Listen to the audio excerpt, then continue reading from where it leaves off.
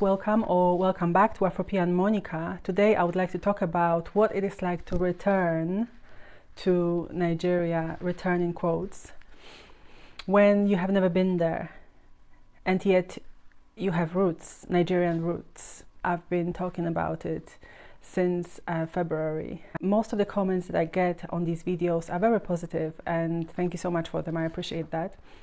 But I've also been told that I should not present Nigeria to the world. They meant through my vlogs, because I am an inadequate window into Nigeria.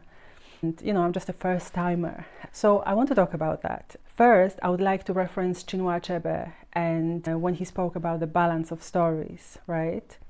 Obviously, he was referring to the post-colonial narratives of Africa, Nigeria, in fiction. And that's not what I'm doing here on this channel. However, this simply means that we need multiple voices and multiple viewpoints, and not just one single story dominating the narrative about a country or a people. In real life, today, the balance of stories also applies.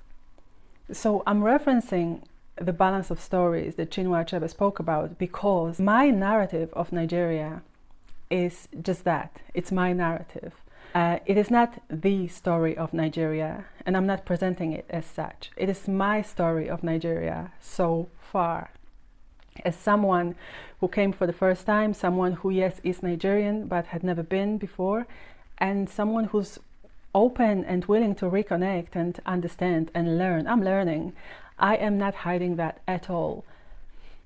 There are so many disclaimers, even in titles and thumbnails of my videos, where I say first time, diaspora perspective, stuff like that. I'm not pretending to be a continental African. I'm not trying to be, but I don't think that should be a reason why I am not allowed to present Nigeria to the world, which again, I'm just one person, just one voice. I don't think it's that big of a deal, to be honest, especially that I feel like I am very respectful to the country, but also people take things out of context. I went to Nigeria in February. I am back in London right now. Right now I'm recording this from London. I was there for 2 weeks. I say it in those videos so people know that I am not talking as somebody who's lived there for 3 years, 5 years, 10 years. No, all those things are there. Then another thing, most of the videos that you see on my channel cover maybe one day. So they are not full representation of what my experience there was. So one, if you are going to say something, please watch at least all the videos that I've posted and the ones that I'm about to post before you make up your mind. And don't just watch part of the video and fixate on a specific part of it. Context is what matters. So yes, I don't fully understand the culture. I understand some of it. It's not like it's the first time I'm dealing with Nigerians. I mean, my father is Nigerian.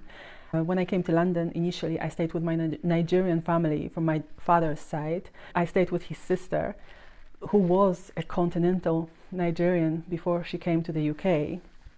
Then I stayed with my cousins who were British-born Nigerians. I know a little bit about the culture, not as much as somebody who grew up there, but I do know a bit. But again, I'm not claiming to know enough.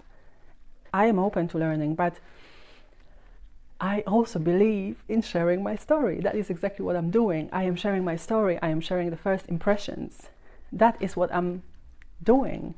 Again, I am not claiming the story of Nigeria. I am sharing my story of Nigeria so far. And I am doing it in a way that is very respectful, I believe. So that's why I wanted to record this video, to clarify some of the misconceptions. I don't have to understand everything about Nigeria to share my story of Nigeria. Another thing that I really want to address is the audience. What some people don't seem to understand or consider is that many of my viewers are like me. They are from the diaspora. They are people interested in Africa, specifically Nigeria. They may have never been, but would like to come just like I did. Or they may have been born, but then they left early or later in life and have not been back for many, many years. So they are just wondering what Nigeria is like right now. I've lived in Europe my whole life. I will naturally focus more on things that are a bit different, that I don't see in Europe. and I'm going to highlight them maybe a little bit more sometimes, not just because they draw attention, my attention a little bit more, but also because I know that if somebody is watching my channel and they are from the diaspora and they are wondering, should I go, how should I prepare mentally, practically, I know they'll be looking for some of this information that I'm sharing that may be completely irrelevant to a continental African. So please consider the audience. Most of the viewers of my channel are based in the UK or the US. One, context. Two, the narrator being me. I am from Europe. I am European. And as well as I'm Nigerian, but I was born, brought up, and I've lived my whole life in Europe. I'm going to come to Nigeria with a lot of European ways. There's just no way to not do that, you know? It's as simple as that. At the same time, I'm very respectful to the country as much as I know how to be based on my current knowledge, which I am willing to expand. You know, you haven't seen many of the things I've done yet, which I will post later in future vlogs. I've been to Lagos Museum. If I'm to be honest, there's way too much Queen Elizabeth there. I'm just saying. I've been to the Yoruba Culture Museum. What is it called? Randall? I forget. You know, the one opposite the Lagos Museum. So I've done other things as well, and you will see them in future vlogs. Many of you were really concerned about me walking from my Airbnb to the Echo Hotel in my last vlog. And I know that some of you thought it was weird. I know people in Lagos when I was walking thought I was weird, probably because they were gathering. But again, please remember, I am a European.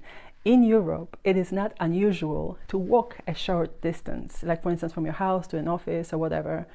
It's not unusual. We like to walk. Many European cities are walkable. And for me, for instance, I sit way too much. I work remotely, often from my house, but if I'm traveling, obviously I'm going to work from my Airbnb or somewhere where I'm staying. But, you know, I don't even walk to an office. That's not good. I sit way too much. I can wake up and never leave the house because I don't have to. So every now and again, I try to make myself walk to a place so that I move this body and stay healthy. So for many reasons, you know, it's a way to add a little bit of exercise to your life. I know walking in Lagos is not really a thing, and now I know why. So I'm not going to be walking much there anymore. Don't worry about that. Like, you won't see me walking around Lagos probably again. It is too hot. There are ditches in the, you know, when you're walking, you have to pay attention not to fall into a ditch. I'm sorry, it's true. There are so many things, the open gutters and stuff like that. I don't know. So I'm not going to be doing that much of that anymore. Like, it's just, Lagos is just not a walkable city. Now I know. But then I didn't know. And I was learning. On this note, you know, some of you said, oh, your people didn't even tell you, they don't help you assimilate. Somebody else said in a comment. It really frustrated them that my people, I guess they meant my father and some friends maybe, or family, they said that I am not being helped very much. I went to Victoria Island on my own. I was there on my own. I made my own moves the way I wanted to. I left the Airbnb at my own convenience without checking in with my father. I mean, I'm a grown person. I've been going to Ghana a lot. So I guess he assumes that I know certain things because Ghana is a bit similar in many ways. They don't hold me hostage as much anymore because they know that I know how to move around West Africa, like Ghana at least, right? Nigeria is a new thing, so I'm still careful. I was still very careful. But, you know, this is not my first time in West Africa. And they know. And they also know that I like to be independent and I want to be independent. So if I'm going to go to Victoria Island, I'm not going to check in every 5 minutes to check, can I do this, can I do that? That's not what it is. Also, please consider, I was not in Lagos on vacation. I work remotely. So even if I'm in Lagos, whether I'm in Poland or Accra or somewhere else, I still work. I was actually going to Echo to work. I did not want to sit at the B&B, which I could have done. But again, I just wanted to see a little bit of Lagos. I just wanted to be amongst the people. And that's why I left my Airbnb and went to Echo Hotel. I thought it was going to be a nice stroll and I'm going to, you know, learn a little bit. And I did. But the point I'm making is I'm not on vacation because some of you also tell me, oh, get a tour guide, get a tour guide, get a tour guide. I am not touring. I am not touring. I came to check out Lagos, to understand a little bit more about where I come from. However, I am not on vacation. I was not on vacation. I was still working. That day that you saw in my last vlog, I went from my Airbnb to Echo Hotel to plug in and work. I had my laptop with me, which I mentioned a bunch of times, and my intention was to go there and work, not to tour Lagos. That was not the purpose that day. There were other days, again, like I just mentioned, that we went to museums and places, but that was not the day. I'm also not in a hurry. I generally consider myself to be much more of a much more of a traveler than a tourist. A tourist is someone who's looking for like entertainment, short-term entertainment. A traveler, like me, is someone who wants to connect with a local experience, understand what it is a little bit, which I did through that walk. Someone who wants to get a little bit more immersed, into the real life, not touristy things. Nothing wrong with tourists. If you go to Lagos for Dirty December, or you go to Lagos to party, or you go to Lagos to tour in whatever way, there's nothing wrong with that. I went to, because I had to visit Nigeria. It was my first time there. However, I am also looking into other things, like I'm looking into business opportunities. So yes, my purpose for being there wasn't to entertain myself while I was there. It wasn't that. I had a purpose for being there, and I have fulfilled it to an extent. I mean, it was just 2 weeks, you guys. It was just 2 weeks. Another thing you cannot expect is that I am going to... that's another comment that was made. Some people were like, you just need to assimilate and just act like the locals do. I mean, how do you cannot assimilate in 2 weeks. It is impossible. Also, I will never be a continental African because I was born, brought up, and I've lived my whole life in Europe. I am not 4 or 5 or 10 even. I am grown. I am set in my ways. I am not going to change all the way. I mean, of course, we all change, and we have to integrate, and we have to understand that we are not in the West when we are in West Africa, right? However, I'll always be different in terms of culture and the way I do things. And I don't think there's anything wrong with that. I am likely to spend more time with people who are from the diaspora, like me, because they understand, the expectation for me to assimilate is not fair. Apart from the people in the diaspora, I also believe in connecting with the locals. It's very important, which is also why I put myself in situations where I can meet locals. But, the closer relationships, they will probably be between me and people from the diaspora, because we kind of think in a similar way. We have a similar culture. And then Nigerians as well, who travel, who understand like what living in the West is like. Yes, I will likely spend a little more time with those people because they just understand my culture.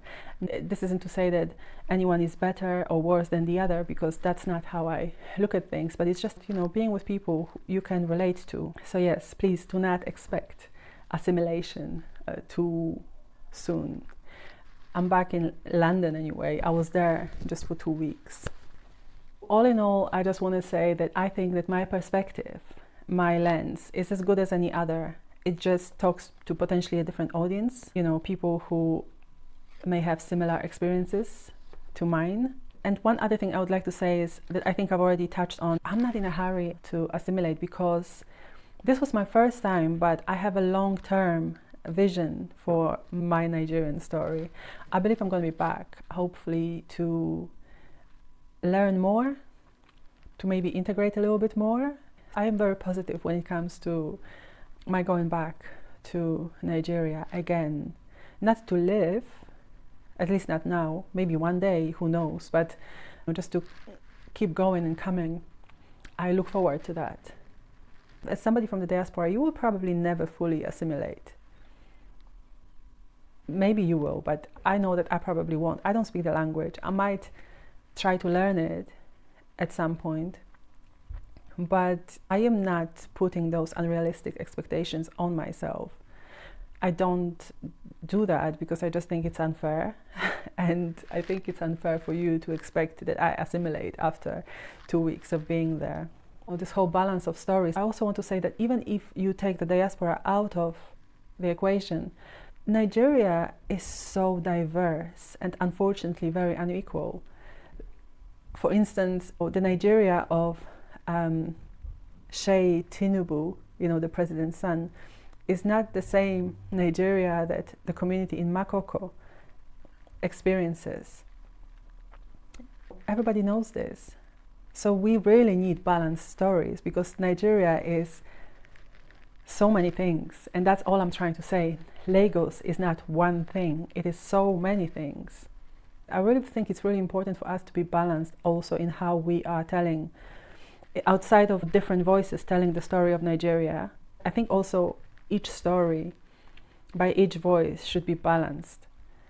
I showcase so much positive about Nigeria, about Africa that I know, like Ghana, Nigeria, but I also don't want to be romanticizing any of those places. We are talking about Nigeria, so let me just stick to it, so you don't come for me and tell me that I shouldn't compare. I'm not doing that, but I'm just saying, I also don't want to romanticize. It's just not real. It's just not real, and it doesn't help anybody. I've heard so many stories now on YouTube about Americans leaving Ghana, going back to America, those who had come because they really wanted to relocate to Ghana, and they stayed for like a year or 2 years. Then they get really disappointed and they leave. A lot of the times that happens because of unrealistic expectations. So romanticizing places does not help at all. And it also doesn't help us recognize that there are issues that need to be fixed. For instance, those children that were following me in Victoria Island need to be fed. They should not be begging for food. This was like a 10-minute walk. This situation happened in 10 minutes of me being outside. So it's not like I went around looking for an opportunity. I am not one of those vloggers who will go to Makoko. Poverty, tourism, right? I am not one of those. I didn't go to Makoko. Some people also said I should not have mentioned it, but I was literally driving past and I just asked, is that it? I was driving by, and on the right, there was the Makoko community, and I just asked. I wasn't looking for it. It was right there. The same with the kids. I was not looking for them. They were right there. With me 10 minutes outside my Airbnb, they came and they just gathered around me. Am I supposed to hide this and act like it didn't happen, and then talk about everything else that is positive, like Eco Hotel, and show, oh, this is Nigeria, and that's not Nigeria? No, Nigeria is not one thing. Lagos is not one thing. And I believe if I am framing my story of Nigeria correctly, I can share it with the world. And that's what I'm doing, with plenty disclaimers. First timer, 2 weeks only. I don't know the culture that well. I know some things though, and I did make some effort. For instance, one of my favorite books is Half of a Yellow Sun by Chimamanda Ngozi Adichie. I love that book. She's an excellent writer, but that book is a novel. The background to the story is the Biafra War.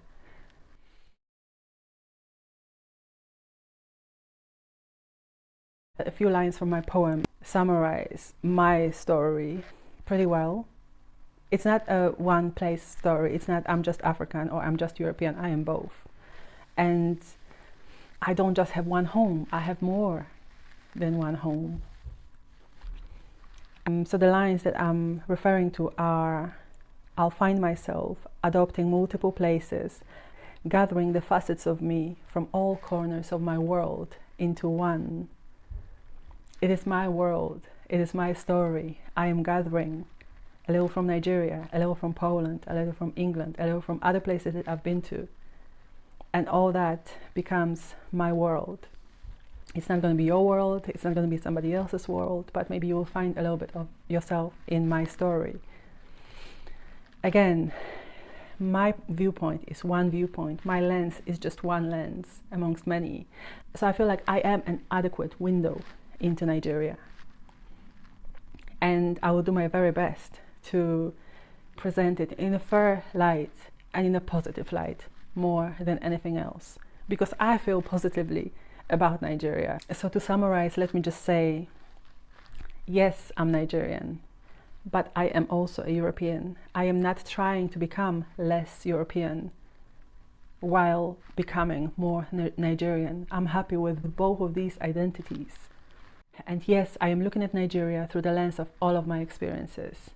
Being born in Europe, growing up in Poland, living in London, UK for the past 20 years, and other experiences that I've not even spoken about, but which are very relevant to my understanding of Nigeria.